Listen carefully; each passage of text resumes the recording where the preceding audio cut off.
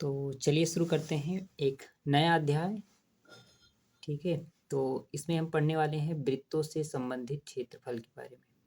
ठीक है, तो वृत्त से रिलेटेड एरिया जो होता है सर, ठीक है, उसके बारे में अध्ययन करने वाले हैं।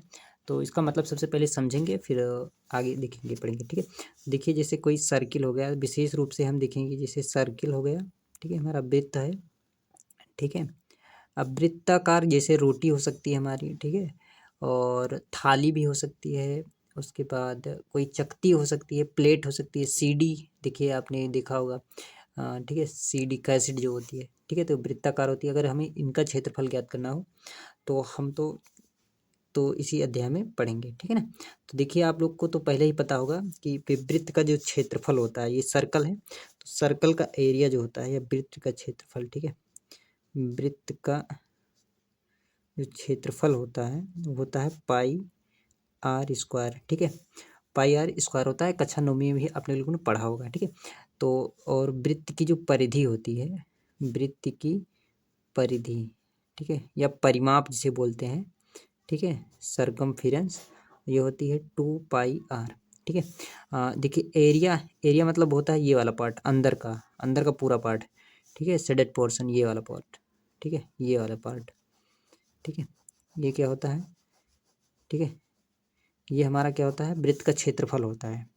ठीक है, और परिधि क्या होती है, तो परिधि यहाँ से लेकर, मान लीजिए यहाँ पर पॉइंट कोई है, तो यहाँ से लेकर इसकी बाउंड्री जो होती है, इसकी चारों ओर की जो लंबाई होगी उसको कहेंगे 2 पाई आर। ठीक है, वृत्त की परिधि होती है। ठीक है, तो यहाँ पर जो है आर क्या है, त्रिज्या, और पाई एक कांस्टेंट है जिसका मान कितना होता है, 3.14, है ना, 1/4 इसी तरह से होता है। ठीक है ना, लगभग 22/7 के बराबर, ठीक है, माना जाता है। लगभग, अप्रोक्सीमेट, लगभग नहीं है, ठीक है, लगभग ही है, तो इसके बराबर माना जाता है। कभी कभी ये मान ले लेते हैं, कभी कभी ये मान लेते हैं। ठीक है, इसका मान अनंत तक होता है, काफ़ी दूर तक जाता है, लेकिन हम सुविधा के लिए 3.14 ही मानते हैं, या कभी कभी 22/7 लेते हैं। ठीक है ना, तो बस यही होता है। बस इससे तो हम डायरेक्ट निकाल लेते हैं, बट हमें यहाँ पर पूरे क्षेत्रफल का एरिया थोड़ा ज्ञात करना रहेगा, हमें इस टाइप का रहेगा। देखिए देखिए बताते हैं हमें किस टाइप का एरिया ज्ञात कर दिया रहेगा इस अध्याय में जो पढ़ेंगे। जैसे मान लीजिए हम केक काट लेते हैं, वृत्ताकार हमारे पास केक है, इतना पार्ट हमने चाकू से काट लिया। ठीक है, तो हम देखेंगे, देखिए हमारे पास जो काट लिया, तो जो भाग कटा हमारे पास उसका क्षेत्रफल क्या होगा। ठीक है, उसका क्षेत्रफल क्या होगा, कटे हुए भाग का क्षेत्रफल क्या होगा। उसके बाद जो बचा हुआ पार्ट है इसका क्षेत्रफल क्या होगा। ठीक है, ठीक है, दो तरह से हम काटेंगे यहाँ पर वृत्त को। ठीक है, इस तरह से काट सकते हैं, तो इसका क्षेत्रफल और इसका क्षेत्रफल। ठीक है, और एक तरह से वृत्त को और भी काट सकते हैं, देखिए ये इस तरह भी काट सकते हैं, तो इसका क्षेत्रफल और इसका क्षेत्रफल। ठीक है ना। अब देखिए जब इस तरह काटते हैं वृत्त को जब इस तरह काटेंगे तो इसे बोलेंगे त्रिज्य खंड। इस खंड बने टुकड़ा या पार्ट। ठीक है, तो ये क्या है, त्रिज्य खंड, क्योंकि ये त्रिज्या द्वारा खंड किया गया है। ठीक है, इसमें त्रिज्या इंक्लूड है, तो ये क्या है, त्रिज्य खंड। ठीक है ना, ये पार्ट क्या है, त्रिज्य खंड है, तो इसी को हम बोलेंगे त्रिज्य खंड। देखिए ये छोटा त्रिज्य खंड है वाला, तो इसके बोलेंगे लघु त्रिज्य खंड। ठीक है, ठीक है, लघु त्रिज्य खंड बोलेंगे। ठीक है, ये वाला पार्ट, ये मतलब ये वाला पार्ट। ठीक है, लघु त्रिज्य खंड, और ये जो बड़ा वाला पार्ट है इसे कहेंगे दीर्घ दीर्घ त्रिज्य खंड है। ठीक है, बहुत ध्यान से देखेंगे, दीर्घ। और इसे क्या बोलते हैं, ये भी एक वृत्त खंड ही है ना, ये भी एक तरह से वृत्त खंड भी है, लेकिन इसमें इसे बोलते हैं, इसे वृत्तखंड बोलते हैं। ठीक है, इसे क्या बोलते हैं, वृत्तखंड। देखिए ये भी वृत्तखंड ही है एक तरह से, लेकिन इसमें त्रिज्या इंक्लूड रहती है, तो इसलिए त्रिज्यखंड बोल देते हैं, अलग नाम दिखाने के लिए। और इसको भी क्या रहते करते थे। ठीक है, इसे क्या बोलते हैं, इसे देखिए बड़ा क्या है, तो इसको बोलते हैं दीर्घ वृत्तखंड। ठीक है, दीर्घ वृत्तखंड। ठीक है, इसे क्या बोलते हैं, लघु वृत्तखंड। ठीक है, तो हमें यहाँ पर इन सभी का एरिया ज्ञात करना रहेगा। ठीक है, इनका क्षेत्रफल कैसे ज्ञात कर लेते हैं। ठीक है, ठीक है, और तो इन सभी को हम पढ़ेंगे। ठीक है, डिटेल में पढ़ेंगे। ठीक है, तो चलिए देख लेते हैं। देखिए इसका क्षेत्रफल कैसे ज्ञात करेंगे, त्रिज्यखंड का क्षेत्रफल कैसे ज्ञात करते हैं। तो सबसे पहले देख लेते हैं त्रिज्यखंड का क्षेत्रफल। ठीक है, त्रिज्यखंड का जो क्षेत्रफल होगा, ठीक है, तो अभी के लिए ऐसे ही बता रहे हैं। ठीक है, त्रिज्यखंड का क्षेत्रफल यहाँ पर बताया गया है, क्या होता है थीटा अपान 360 गुणे पाई आर स्क्वायर। ठीक है, ये हमारी त्रिज्यखंड का क्षेत्रफल होता है। ठीक है, त्रिज्यखंड का क्षेत्रफल जितना कोण बनाता है, ये थीटा क्या है, थीटा एंगल है यहाँ पर जो जितनी डिग्री का कोण बनाएगा। ठीक है, यहाँ पर थीटा होता है। देखिए यहाँ पर अब वृत्तखंड का क्षेत्रफल कैसे ज्ञात करते हैं, तो यहाँ से सेंटर से इसको मिलाएंगे। ठीक है, पहले हमें देखिए सेंटर से इसको मिलाएंगे। ठीक है, सेंटर से इसको मिला दिया इस पॉइंट को। ठीक है, तो देखिए इसका पहले त्रिज्यखंड का क्षेत्रफल ज्ञात कर लेते हैं, पूरे त्रिज्यखंड का क्षेत्रफल ज्ञात कर लेते हैं। ठीक है, और फिर इस सर्किल ये जो छोटा सा त्रिभुज है इसको माइनस कर देते हैं, तो हमें वृत्तखंड का क्षेत्रफल प्राप्त होता है। ठीक है, तो वृत्तखंड का जो क्षेत्रफल होता है, वृत्तखंड का जो क्षेत्रफल होगा वो क्या होगा, त्रिज्यखंड का क्षेत्रफल माइनस त्रिभुज का क्षेत्रफल। ठीक है, तो पहले हम देखिए पूरा ज्ञात कर लेते हैं। ठीक है, कोई डायरेक्ट फार्मूला नहीं होता है, पहले पूरा ज्ञात करते हैं फिर पूरे में से इस त्रिभुज को घटा देते हैं। ठीक है, तो यह होता है त्रिज्यखंड का क्षेत्रफल। ठीक है, त्रिज्यखंड का क्षेत्रफल माइनस, ठीक है, माइनस त्रिभुज का क्षेत्रफल। ठीक है, तो ये वाला होता है मान लीजिए। ठीक है, इसका फार्मूला क्या होता है, त्रिज्यखंड का क्षेत्रफल तो यही होगा थीटा बटे 360 पाई आर स्क्वायर, माइनस त्रिभुज का क्षेत्रफल होता है होगा 1/2। ठीक है, 1/2 होगा, और यहाँ से आर इंटू साइन थीटा। ठीक है, क्या होगा, चलिए देखते हैं। तो ये हो जाएगा आर स्क्वायर साइन थीटा हो जाएगा। ठीक है, अब ये बताएंगे अभी कैसे आया है, ये सब फार्मूला बताएंगे। ठीक है, बारी बारी से सब फार्मूला बताएंगे। तो देखते हैं ये फार्मूला कैसे आया है। सबसे पहले ये फार्मूला देखेंगे, आप लोग समझना है तो ऐसे ही मान समझ सकते हैं। ठीक है, बाकी देखिए ये आया फार्मूला कहाँ से, तो देखिए बहुत ध्यान से पहले मेरी बात का जवाब दीजिए। अगर इस पेन मान लीजिए 10 पेन की कीमत कितनी है, ध्यान से सुनिए, 10 पेन की कीमत, 10 पेन की कीमत। ठीक है, कीमत अगर मैं कहूँ, ठीक है, अभी कीमत वगैरह कहाँ गया, मैं ये फार्मूला समझाने के लिए बता रहा हूँ। अगर 10 पेन की कीमत कितनी है, मान लेते हैं 35 रुपये है। ठीक है, तो एक पेन की कीमत आप कितना बताएंगे, एक पेन की कीमत कितनी होगी, आप क्या कहेंगे सर। देखिए एक पेन की कीमत ज्ञात करने के लिए हम इसको डिवाइड कर सकते हैं, यहाँ से 10 से भाग करेंगे तो कितना मिलेगा, 3.5 रुपये, 3.5 मिलेगा। ठीक है, तो एक पेन की कीमत देखिए कैसे ज्ञात करेंगे, एक पेन की कीमत, एक पेन की कीमत हो जाएगी हमारी, एक पेन की कीमत हो जाएगी 35/10, और यहाँ से मिलेगा 3.5 रुपये। ठीक है, 3.5 रुपये।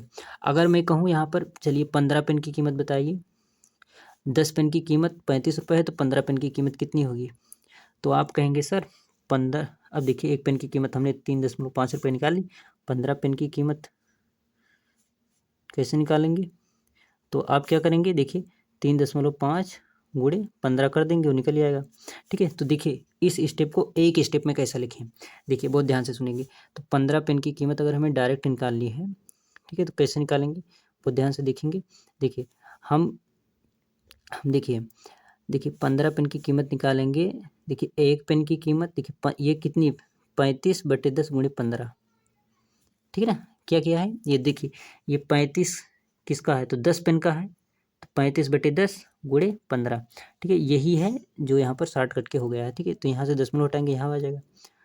ठीक है ना, यहाँ पॉइंट आ जाएगा, है ना, 10 से भाग करेंगे तो 3.5, देखिए यही पॉइंट हमें मिल गया। तो ठीक इसी तरह से ये फार्मूला भी आया, एक एक नियम इसे बोलते हैं। ठीक है, पहले हम एक का निकालते हैं, फिर जितनी का निकालना रहता है उससे मल्टीप्लाई कर देते हैं। ठीक है ना, तो इसको बोलते हैं एक एक नियम। ठीक है, तो देखिए कैसे निकालेंगे, तो देखिए अगर पूरा सर्किल होता, ध्यान से सुनिए, अगर पूरा सर्किल होता तो यहाँ पर जो केंद्र पर कोण बनाता है कितना बनाता, 360 डिग्री कोण बनाता, और इसका क्षेत्रफल क्या होता, इसका क्षेत्रफल होता पाई आर स्क्वायर। बहन सुनिए, अगर पूरा सर्किल होता तो ये केंद्र पर हमारा 360 डिग्री का कोण बनाता, तो इसका एरिया कितना होता सर, पाई आर स्क्वायर। तो ध्यान से लिखेंगे 360 अंश का जो कोण है, ठीक है, अंश तो लिखिए, का कोण लिख दें। ठीक है, का कोण का क्षेत्रफल जो होता है पाई आर स्क्वायर होता है। अगर हम एक का लिखें, एक अंश का जो होगा कोण का क्षेत्रफल होगा, ठीक है, अंश के कोण का, ऐसे लिखे 360 के अंश के कोण का क्षेत्रफल, ठीक है, एक अंश के कोण का क्षेत्रफल कितना हो जाएगा। अभी हमने बताया था ये एक का निकालना हो तो इससे भाग कर दीजिए, है ना, 360 से भाग कर दीजिए। मतलब देखिए यहाँ पर जैसे हमने निकाला 10 से हमने क्या किया था, भाग कर दिया था ना, एक की निकालने के लिए। तो वैसे इसमें करेंगे, पाई आर स्क्वायर में 360 का भाग कर देंगे, भाग कर दिया। अब 1 डिग्री का निकल आया, तो हमें अगर चाहिए थीटा डिग्री का, मान लीजिए थीटा यहाँ पर बना रहा है, यहाँ पर थीटा बना रहा है, तो थीटा से मल्टीप्लाई कर देंगे ना। तो अगर थीटा अंश के कोण का क्षेत्रफल कितना होगा भाई, थीटा से मल्टीप्लाई हो जाएगा। तो यहाँ से पाई आर स्क्वायर 360 गुणे थीटा। और इसको हम समझने के लिए कैसा लिख सकते हैं, थीटा को पहले लिख दीजिए, कोई दिक्कत नहीं है, थीटा बटे 360 गुणे पाई आर स्क्वायर। तो आप लोग ध्यान से देखिएगा, यही तो हमने लिखा था ऊपर, ठीक है। तो ये एक एक नियम से आया है, ठीक है ना। तो चलिए, ये तो बात क्षेत्रफल की थी। अब परिधि वाले देख लेते हैं, ठीक है। तो ठीक इसी तरह से परिधि वाला है। देखिए, अगर हमें इस बाउंड्री की लेंथ ज्ञात करनी हो, इस बाउंड्री की लेंथ ज्ञात करनी हो, तो देखिए ध्यान से, इसी रूल से देखिए, ये हमारा ए होता है त्रिज्यखंड का, ठीक है। और ये होता है हमारा, ये परिधि की लंबाई ज्ञात करना चाहिए तो परिधि होती है 360 डिग्री का कोण, ठीक है, की लंबाई, ऐसा, ठीक है। 360 अंश के कोण के, इसको चाप भी बोल सकते हैं, ठीक है, कोण के चाप की लंबाई, ठीक है, चाप की लंबाई या यल लिख सकते हैं, ठीक है, की लंबाई को हमने यल लिखा है कि लेंथ, ठीक है। चलिए लिख देते हैं, लेंथ जो है वो कितनी होगी, 2 पाई आर। भाई अगर कोई सर्किल है 360 अंश का कोण बना रहा है, तो उसकी जो परिधि होगी कितनी होगी, 2 पाई आर होगी। अगर थीटा के कोण है तो, ठीक है, थीटा अंश के कोण के चाप की लंबाई, कोण के चाप की लंबाई कितनी होगी, तो आप कहेंगे सर इससे भाग कर दीजिए, अभी हमने बताया था। तो 2 पाई आर बटे 360 डिग्री, ठीक है ना। तो देखिए यहाँ से कुछ कैंसिल हो रहा है। अगर हमें थीटा का मान ज्ञात करना है ना, थीटा, तो गुणित क्या हो जाएगा, थीटा हो जाएगा ना। अभी हमने बताया था भाई, एक का निकालेंगे तो 2 पाई आर बटे 360, और थीटा का निकालेंगे तो थीटा से मल्टीप्लाई। हमने डायरेक्ट कर दिया, एक स्टेप कम कर दिया। हमें तो 1 डिग्री लिखना चाहिए था, जिसे यहाँ पर लिखा था, उसको हमने हटा दिया, उसको नहीं लिखा है, ठीक है। तो देखिए 2 पाई आर को हम स्मॉल, छोड़िए उसको अभी नहीं बता रहे हैं, ठीक है। तो यहाँ से देखिए कैंसिल हो रहा है, देखिए 2 से कैंसिल हो जाएगा, तो यहाँ से मिलेगा 180, ठीक है। तो यहाँ से क्या मिला, देखिए ध्यान से, ये मिला थीटा, देखिए थीटा बटे 180, ठीक है, पाई इंटू आर, ठीक है। तो ये हमारी चाप की लंबाई होती है। ये क्या होता है, थीटा अंश का जो कोण होता है, थीटा अंश के कोण की चाप की लंबाई, थीटा अंश के कोण के चाप की लंबाई, ठीक है। अगर कोई, ठीक है, तो ये होता है, ठीक है। और इसी को रेडियन हम बोलते हैं, ठीक है, इसी को क्या हम बोलते हैं, हम रेडियन बोलते हैं इसको। अगर कोण के मान को रेडियन में व्यक्त करना हो तो इसको हम लिखते हैं थीटा इंटू पाई बटे 180 अंश और गुणे पाई, ठीक है। तो इसी चीज़ को हम रेडियन बोलते हैं, लेकिन ऐसा याद रख लीजिए, तो यल का मान इतना होता है, ठीक है। तो ये हमारा हो गया चाप की लंबाई और होगा क्षेत्रफल, ठीक है। जैसे मान लीजिए यहाँ पर इसका हमें चाप की लंबाई ज्ञात करना है, तो ये इस पर कोण ज्ञात कर लेंगे, ठीक है। तो कोण का मान हम रेडियन में व्यक्त करेंगे, उसको पाई से मल्टीप्लाई कर देंगे, ठीक है, मतलब त्रिज्या से मल्टीप्लाई कर देंगे, ठीक है ना, सॉरी, त्रिज्या से मल्टीप्लाई कर देंगे, तो हमें इस मतलब यहाँ से लेकर यहाँ तक की लंबाई का मान पता चल जाएगा, ठीक है। अब देख लेते हैं इसमें और इसमें रिलेशन क्या होता है, ठीक है। ये चाप की लंबाई और ए में रिलेशन क्या होता है, ये बहुत इंपॉर्टेंट है, ठीक है। तो चलिए देख लेते हैं, ठीक है। तो चलिए देख लेते हैं, चाप की लंबाई को हम यल से व्यक्त करते हैं, और इसका कितना मान होता है, 2 पाई आर। ये पूरे सर्किल की बात कर रहे हैं हम, ठीक है। तो चाप की लंबाई कितनी होती है, 2 पाई आर, ठीक है। और त्रिज्यखंड के जो, देखिए इसको हम थोड़ी देर के लिए, ये पूरे सर्किल का है ना, और पूरे सर्किल का एरिया कितना होता है, पाई आर स्क्वायर होता है, ये आप लोग जानते हैं ना। ये पूर्ण सर्किल की बात हो रही है। तो समीकरण 2 में 1 का हम भाग कर दें, किसमें, समीकरण 2 में 1 का भाग कर दें तो कितना मिलेगा, A/L हो जाएगा और हो जाएगा पाई आर स्क्वायर बटे में 2 पाई आर। ठीक है ना। देखिए यहाँ से पाई कैंसिल हो जाएगा, एक आर से ये आर वाला स्क्वायर कैंसिल हो जाएगा। ठीक है ना।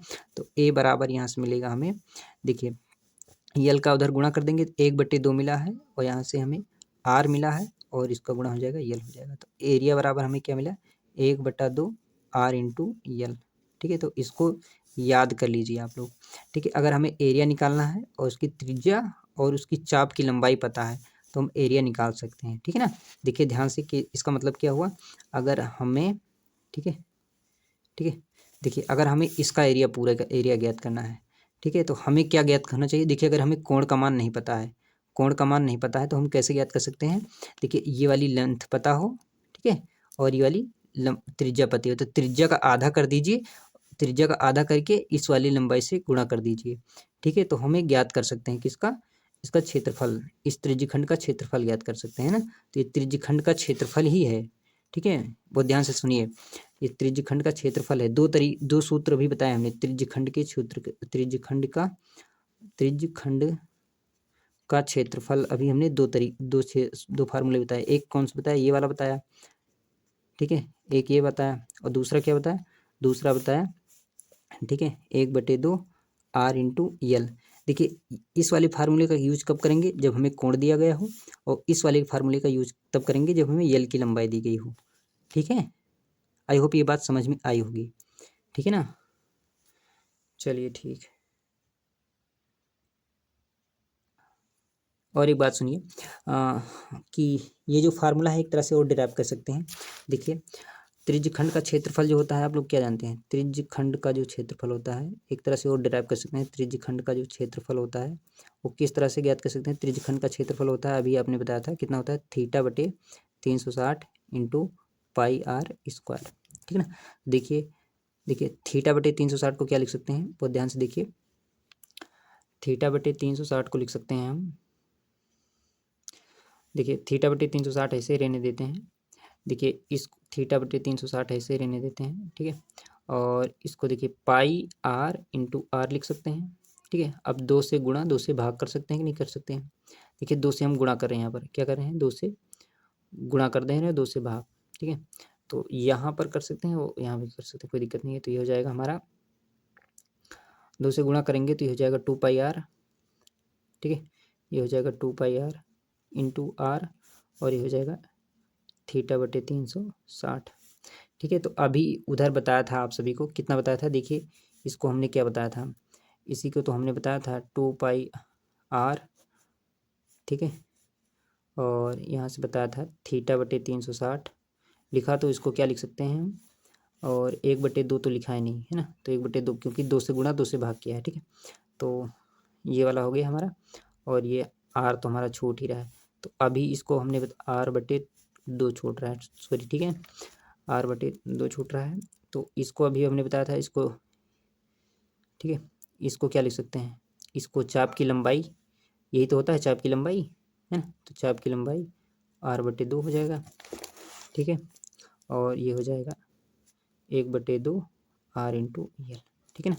तो ये वाला काफ़ी कन्फ्यूजिंग है, उसी को याद कर लीजिए आप, ज़्यादा ठीक रहेगा। ठीक है ना। तो समझने के लिए इसको इस तरह से प्रूव करेंगे, ज़्यादा ठीक रहेगा। ठीक है।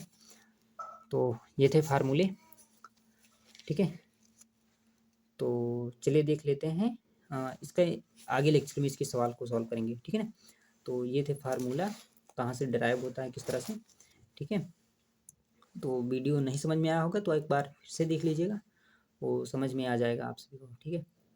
तो मिलते हैं नेक्स्ट वीडियो लेक्चर में इस पार्ट के सवाल के साथ।